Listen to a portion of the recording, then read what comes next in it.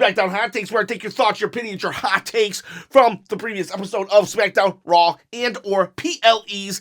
We got Elimination Chamber tonight too, so we got a busy weekend. Let's get started. We got the noble one, Cody Rhodes. Must have forgot that he's a millionaire with a $500K Whitley.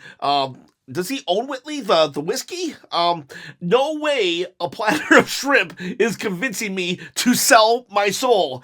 I don't know. I mean, where did we get this shrimp? Is it just like Walmart shrimp? Or is this fresh out of... Never mind, you're right. I'm not even a big seafood fan. He's allowing the guy that slapped him at a press conference, beat him till he bled in the rain, whooped him in front of his mom, and now mocked his dead father to talk to him like that? I'm sorry, Cody. Is it my champion? Okay, yeah, you know what? I mean, he does bring up some points that Cody is still getting punked out by The Rock, and he's just kind of standing there like this. What do I do? What do I do? He put the day my dad died on a belt, and I just stand there like this. After The Rock reveals that you guys were FaceTiming over the week, what? They were FaceTiming over the week? Cody, what are you doing, dude? Someone said last week that Cody needs an adult in the room when The Rock is present, and I'm beginning to think he does. Brandy, get your man in check. Don't let him talk to The Rock. He's a bad influence. Like, dude, here's some shrimp, Cody. Should I sell my soul for the shrimp? I mean, come on, dude. You are a millionaire. I will say this, though. They instead of buying Cody a new truck or something, maybe they should have cashed in their favor with some of these celebrities that they've been touting on Netflix and brought them over to be like, hey, Cody, man, what's up? They should be really trying to entice Cody with power, with influence, with social status, as opposed to material goods. Because we know Cody is rich. We know Cody is wealthy. We know a lot of things about Cody. Who's going to really trade a tour bus for a truck? You know what? If someone wants to drive me to a tour bus to Target, I'll take that any day over me having to drive myself in a truck. You know what? It's like, bring some celebrities in. Power, status, that's what they should really be showcasing here. Akmel Ryan, apologize if I got your name wrong. The whole selling the soul is good when Cody is cutting a promo or doing segments with others like Seth, Punk, and Michael Cole, coal miners. But whenever Rock cuts a promo to Cody about the soul selling, it feels awkward and repetitive like today. That's actually valid because Seth Rollins made a really solid promo out of it on Monday, almost saved the whole thing. And then Punk tonight was good as well. And even Michael Cole, you know, there was a moment when Michael Cole kind of said, hey, quit dancing around the subject and you gotta give me an answer. I like how Michael Cole's not even afraid of Cody Rhodes. You try that. You try pulling that card on Roman Reigns, Michael Cole. Hey Roman, quit talking in riddles and answer me. Yeah, you're about to die. You do that to Roman. But you do make a point.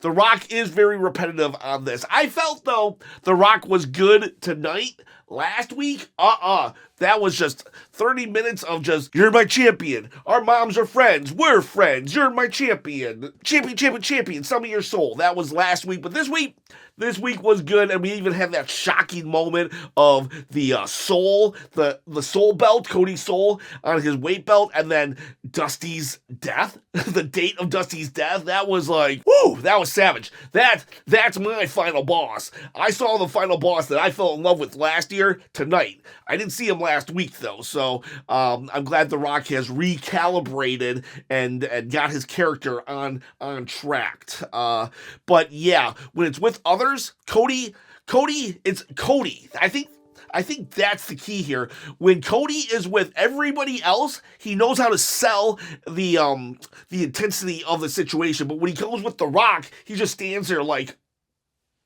I don't understand. Why do you do that with The Rock but not anybody else? Shazam Hazan. It just emphasizes the fact that The Rock has absolutely nothing of actual value to offer Cody. The storyline is a bust. I don't think the storyline's a bust, actually. I do think there's a lot of opportunity here. Plus, when Cody turns The Rock down tonight at Elimination Chamber, The Rock's going to go crazy. The Rock is going to go ballistic. The dude put the day of Cody's dad's death on a weight belt that says Cody's soul.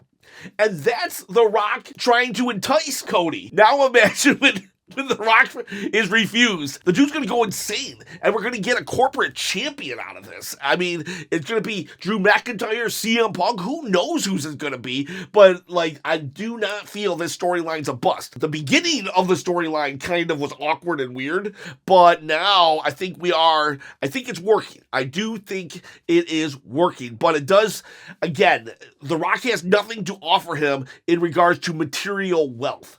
But he does have a lot to offer him in status, and that's what we should be playing up here. The Miz did a really good job in playing up the status, saying, I am in Hollywood, but The Rock owns Hollywood. We need to see more of that. I hear there's a Moana promo that they filmed when The Rock was like doing Moana 2. I wonder if they could use that footage there to kind of say, look what I did. You came in, your daughter had a great time. We need to really be playing up that. Cody is a very unselfish person, but he does have a part of him that will like status. So if we could play up how The Rock can make his family and his generations better with the status, we could have something. The Rhodes family has 2 younger people in like the indies right now. Like I think it's his cousins. We should bring them in for a storyline real quick. I don't say we got to hire them, but what if The Rock started like helping the nephews that are on the indies in wrestling? They're in indie promotions. What if he started helping them? So The Rock then buys his nephews all this gear, right? And they're like, oh, Cody, this is so great. I can't believe you're friends with The Rock, all these things. He then brings them to NXT and they instantly get like a tag team title match, or they instantly get a world title match. And it would be like, could you just imagine? That's just the stroke of the final boss. He gets to do whatever he wants. And this could start to kind of turn Ava even. And the nephews, they start fighting for titles like this one right here. They fight for the NXT title. And, well, of course, they're going to lose. But it just shows the stroke that The Rock has. However, maybe you aren't related to Cody. Maybe The Rock won't help you. So how will you ever win this title? Well, all you got to do is comment below. Don't even got to sell your soul. You just got to comment below and subscribe to the channel. Subscribe to the channel, hit the bell notification, and a thumbs up if you wouldn't mind. I'm trying to quit my day job, so I'm giving away belts. Every 10,000 subscribers, I give away a belt on this channel, and we're almost to the first 10,000. So make sure you comment below so you can win this belt. Got the Smoky Skull, the Winged Eagle, lots of belts to give away. So please, please, please comment, join the community, and if you want to even have more content, you can join the Patreon. That's in the description below. Oh! Awesome Fat Shady 72. This dude right here, him and his daughter are legends, officially Hall of Famers on the channel. Gotta stop for a moment. So Fat Shady told me that he was gonna bring a Wrestlechop sign to Smackdown, and I saw it on TV. I saw the red hand on TV. Oh my God. It was awesome and amazing. Fat Shady, you are a true legend, and you and your daughter, I cannot thank you enough. That's like the bucket list. That's the bucket list. I wanted that. That shows me that this channel is actually, we're growing. We're going places. This was so amazing. I saw it. I popped so hard, geeked out. I was on the live stream, I think for like 5 or 10 minutes. I was just like, oh my God, I can't believe it. I was exhausted after seeing my sign on your sign of my channel on. That was just amazing. What do you got to say here? He says, this is what Fat Shady says. I thoroughly enjoyed it, LOL. It was an amazing time. He was behind the announcers, actually, like I think 10 rows back or something. After the first time we held up the signs, I think they started cutting away every time the camera started getting towards us. Legends. You guys are legends. They moved to a different shot before it got to the sign. The only reason I think think I got it up at all was I have a Jacob Fatu sign on the other side of it, and I ended up flipping it over with the camera hit us. We'll see what we can do tonight, because he's at him and his daughter are at Elimination Chamber also. Like I can't, thank you so much. Like, from the bottom of my heart, I just, that still floors me that Wrestlechop got on Smackdown. You guys rock. You and your daughter. Like, I don't know. I don't even know what to say. Honestly, this is just insane to me that the sign got on there. So I just want to thank you so much. Thank you. 100 times thank you. Let's go to the next one. I could do a whole video on this, just me gushing over my sign on SmackDown. So we'll just move along, but just know that I'm eternally grateful for you both. Here's Mickey. That Logan Paul promo was awful. Like, I get what he was trying to do, but he cannot promo battle with the rest of them. I think that's what the key is. He cannot promo battle with the rest of them. When he's promo battling Ricochet, yeah, he can mop the floor with the guy, but you want to be a full-timer now, Logan Paul, and now you're in the main event scene, and you're not in the main event scene for just one WrestleMania, for one little season where you and Seth Rollins can rehearse your lines. Now you're entering the actual main event scene where you have to go toe-to-toe, week in, week out on the microphone. Because are you an amazing athlete? Yes. But now you gotta, you gotta sharpen up. You gotta get some improv classes or something, because now this is where you actually truly live or die in the WWE. That's in the ring with the microphone. If you can't go toe-to-toe against Damian Priest, there I am, again, bringing up Damian Priest in a negative light, but if you can't go toe-to-toe with Damian Priest on the mic, you're not going to make it, and you'll be a great U.S. champion, Logan Paul, but you're not going to cut it in the main event. And I am not a Logan Paul WWE star hater. Daniel Puba, best segment we've had all year. Weird to me that the Rock Cody segment was one of the worst parts of it. Everyone in the Elimination Chamber promo cooked.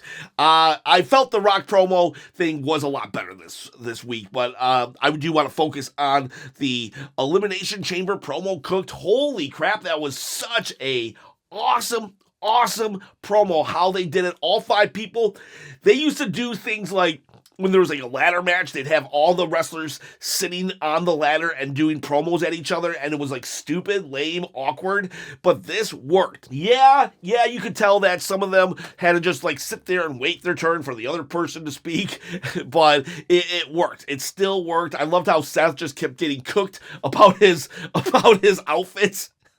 You look like an oven mitt, and that's appropriate because I cooked you on Netflix. That was a great line from CM Punk.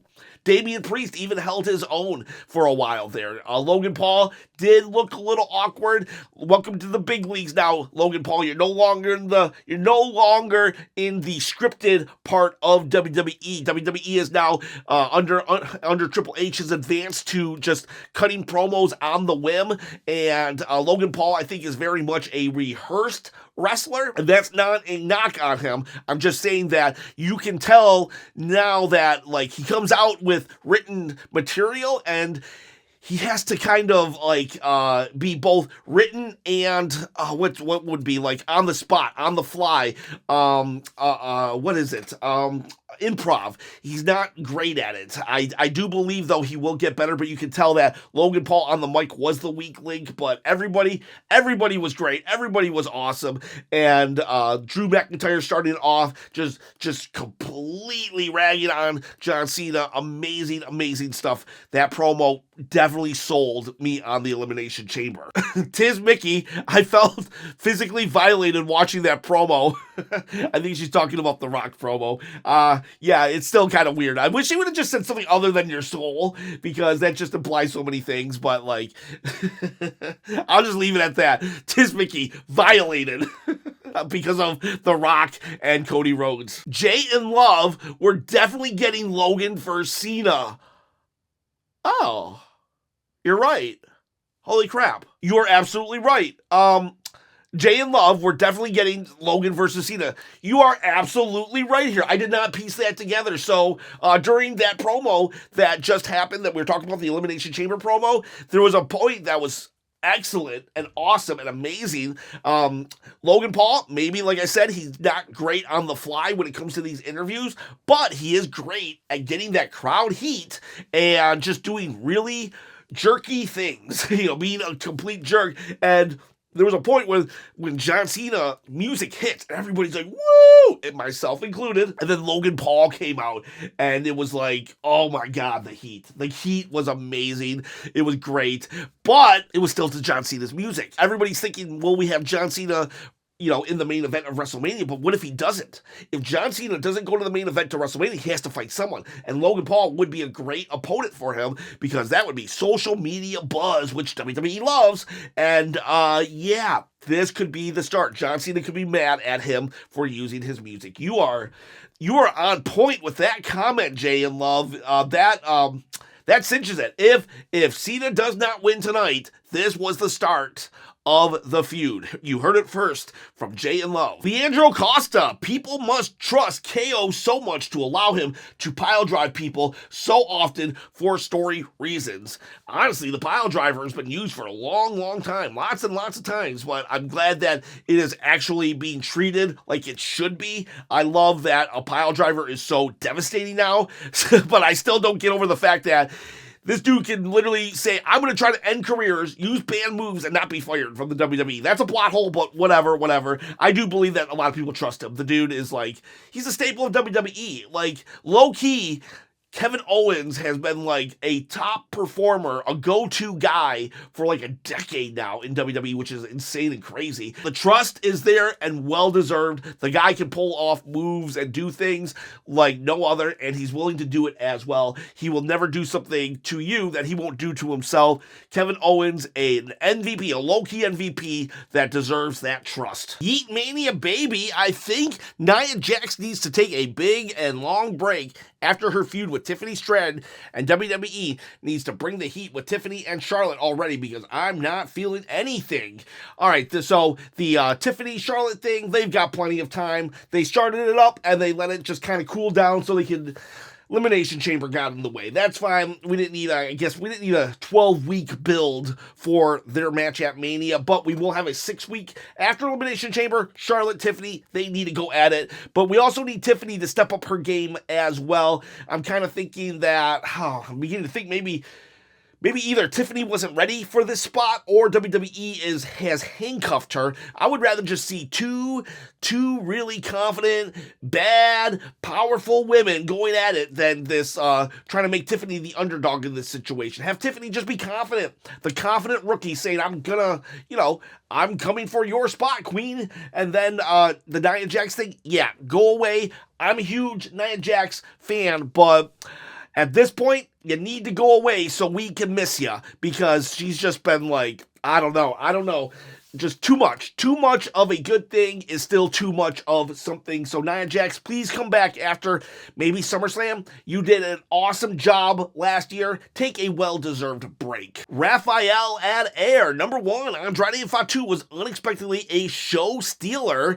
There was chemistry between them, and the right person won. The right person did win. Fatu should have always won that match, but I wish they would have played up the fact that Andrade was taking him to the limit. I think that if Andrade had really almost got some really close calls, it could have elevated Andrade even in loss. So there's that. We got number 2, the Elimination Chamber segment cooked. The only downside was that John Cena didn't show up. You're absolutely right, because when his music hit, it was crazy and amazing. So how cool would it have been if John Cena had shown up after Logan Paul did it? Maybe to no music. Logan Paul just turns around and that would have been a moment in time. But John Cena honestly is probably flying in from Tibet right about now, because he has his match later in a couple hours. 3, the BFT from midair was a thing of beauty. Credit to Santos for selling it beautifully. Yeah, LA Knight's been botching lately, but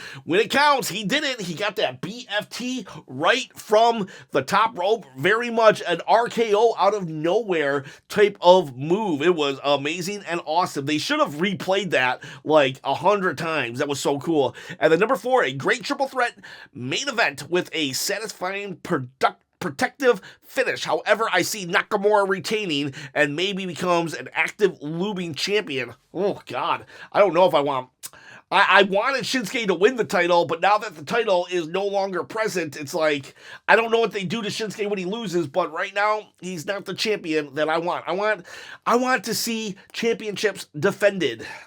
And unfortunately, they could have made it part of Shinsuke's character, but like that he doesn't really defend, but he doesn't show up either. He needs to show up and not defend at least. I just want to see it. I want to see it, the title on TV. Donatello Leonardo, this was probably the best 3-hour SmackDown since they started doing them. It was the only one where it didn't feel clunky and dragged out. I agree. 100%. It was great. Started off a little rocky with the Trish and Tiffany segment. I was like, ooh, this is weird. I think Donatello Leonardo actually said it was like a house show promo, and it was. It was kind of like the hometown hero promo in the beginning, and it was just weird. Just weird. But eventually Chelsea Green came out and saved the day. That's our United States champion for us. Saving the day. America. But Chelsea Green, awesome job. Made the segment. I'm not a big fan of champion versus champion, though, but they did protect Chelsea Green. She did not lose, so very happy there. And then what else did Donatello Leonardo say? My favorite part of the night was the EC Elimination Chamber promo. Damian saying Drew is obsessed with Punk, and Drew yelling, I'm the pipe bomb now. Yeah, that was pretty good. I was surprised that Damian Priest, that he did not look overpowered, and B, held his own on the microphone against Drew McIntyre, who's a savage, who is an absolute beast on the mic. Probably the second best right now in WWE behind CM Punk, except for when Roman Reigns gets going. I almost don't count Roman Reigns or John Cena anymore in the equation of when I'm trying to rank WWE stars. I kind of feel like they're their own entities. Same with The Rock. They're their own entities that just come in. They're like forces of nature now. They come in, you can't compare them to anybody, and then they leave for a while. So Drew McIntyre and CM Punk, they're the best on the mic. Damian Priest held his own, and it was really funny. He was like, Drew was like, I'm not obsessed, and then Damian Priest was like, look at you, and he's sitting cross-legged on the announce table just like CM Punk. So Damian Priest, good job. I think it's Daniel Poobah. He says I'm very harsh on Damian Priest, and I thought it was funny that maybe I do bring him up for the bad examples. The guy scarred me last year, though, when he took out Gunther, one of my favorites. Here's another one from Jay and Love. We got the storyline just feels unbalanced and last minute. It's definitely last minute. From what I heard, they had no idea The Rock was going to show up. I believe if The Rock had told them that he was going to show up, they probably would have changed the finish to the Royal Rumble even. The Rock just loves to come in and just wreck all the best laid plans of Triple H on the road to WrestleMania, and I think it's like a guilty pleasure of his. But yeah, it does feel like last minute for sure. But it does, I'm not going to lie, I'm a little interested too. Damian King, I need Truth to come out during Cody and Rock segments. Oh man, could you imagine if Cody came out during the Rock and that segment? Jeez, that would be hilarious. I don't even know what the Rock would do. I could see the Rock taking off his glasses and going, who are you? I don't even. That would be so funny. What would Truth even, like, I don't know. He comes out as like a minister. He's like, oh, I thought this was a weddings segment, a ceremony. I don't know. Green Beans. Haven't seen you in a while. How you been, man? Rock is trying a little too hard. Yeah, he is. He definitely is trying a little too hard. Like, dude, just let me think about it. You're pressuring me. You're crowding me. Let me think about it a little. Damian King, an annoying kid, makes more sense than The Rock. Dio_Kazuya. I definitely butchered that name, and I apologize. While that took them, reportedly, admitting internally that SmackDown was bad before we saw any meaningful changes. Good episode. Very good episode. Very good episode. And I think a lot of it has to do with the fact that The Rock was only in the, like, it was a pre-recorded segment, so the writers were able to actually write around. They knew what they had. They knew what they had to work with, so they were able to work around it. It's unfair, as much as I love The Rock, but it's unfair for The Rock to show up and completely throw everything into chaos, take 30 minutes from a TV episode and then say, you guys figure out the rest. It's very unfair of The Rock to do that. I love The Rock. I do feel that he deserves to be able to come in and go as he pleases, but I also feel that the writing staff of SmackDown deserves the courtesy at the same time. Respect is a two-way street. I respect The Rock, and The Rock needs to respect the writing staff because it makes them look bad. They have to deal with the consequences when The Rock leaves and goes back to Hollywood. And I'm not saying don't come back. I'm just saying let's, we got to be more of a team. Jamie K. Damian Priest seems to be shaken by the recent criticism. Every week he seems to be losing a bit of confidence and seems less sure of himself. There was a point where he was firing on all cylinders and he was chopping Gunther down on the mic. Ever since that feud, he's felt like he doesn't buy his own hype. I think that's fair. I think that is fair. He did not, when it was just him and Drew, yes, he held his own, but as more and more star power got in, it felt like he was just standing there, and he was like, he definitely was losing steam. I think it's just the fact that he was very comfortable at Raw. It was very comfortable. He was like the cool kid at high school that had to move across town, and now he's the new kid again. And it's like Damian Priest, he's not there. I honestly think the best matchup for him at WrestleMania would be against Logan Paul, because then he could get a lot of his like babyface heat back or something. But then I think that's going to go to John Cena. So who is he going to fight? Is it going to be Drew McIntyre? I don't know. Maybe he did hear the internet rumblings of people saying, oh, that would be such a nothing match for Drew McIntyre if he fought Damian Priest. It sucks. Damian Priest, like, he's at the bottom of the main event, and what does he got to do? What does he have to do? I feel for him. He's in a very difficult spot, and he needs to navigate these waters very carefully. And he needs to, like, his body language needs to show that he belongs, because Bubba Ray actually said something on the LFG series where they have rookies. It's like, even when you think that all eyes are on your opponent, people are still looking at you. And I kept looking at Damian Priest during that promo battle where everybody was talking to each other, and Damian Priest looked very uncomfortable. Booker TTJC, or Booker Man TTJC, he's one of the $15 Patreons, so like he is a official producer of the channel. For me, LA Knight winning the triple threat is like Dakota beating Ivy to face Lyra. Like Coda, LA Knight lost clean, so this feels repetitive. Even if LA Knight wins, there's nothing interesting about it. Jacob or Mello would have been better choices. I would have loved for Mello to win. I think Mello would have been a great choice here, especially because his new team up with The Miz, and who knows, maybe The Miz gets jealous of him and they go into a feud, and that could have maybe launched him into a babyface territory, though I don't want him to be babyface. I like Mello like he is right now. Yeah, I get what you're saying too. LA Knight, though, was a great champion. I feel they just shouldn't have taken it off him. They shouldn't have taken it off him if they had no real plans for Shinsuke Nakamura. I think the reason why they did it was because Shinsuke went to Noah in Japan, a federation in Japan, and fought, and they wanted him to have the U.S. title on him, which I think is just a really silly reason, because they've done nothing with Shinsuke, even though he's super cool, super amazing, super menacing, and yet, I remember when Shinsuke, he fended off the bloodline with just a bloody mouth, Why? But I get what you're saying also. Why are we doubling back on LA Knight? Can't we just push LA Knight forward, upward and onwards, while we have, like, a new champion? So I get what you're saying. Ducky Devon, my hot take is Damian Priest's character right now is like the big dog Roman Reigns. He's a glorified mid-carder that keeps getting pushed into these main events too early. He still needs character development and not just to be shoved down our throats. I still like Damian, though, in parentheses. That's valid, actually. I think that's a very valid take.